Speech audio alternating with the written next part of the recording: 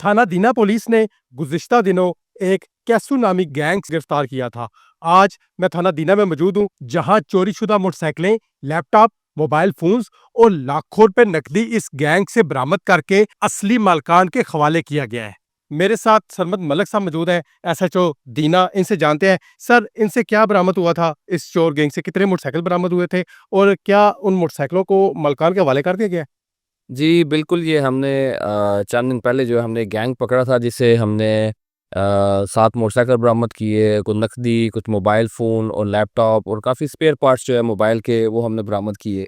और ये गैंग जो है ये हमें सीसीटीवी फुटेज की और ह्यूमन इंटेलिजेंस की मदद से हमने गिरफ़्तार किया। फिर इसमें जिसने आगे जो परचेज़र था, जो कबाड़ वाला और जो दरमियान वाला डीलर था, वो भी हमने गिरफ़्तार करके हमने जेल में भिजवाया।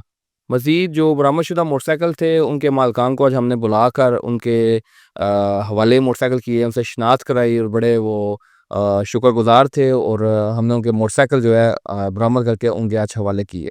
बहुत शुक्रिया सर।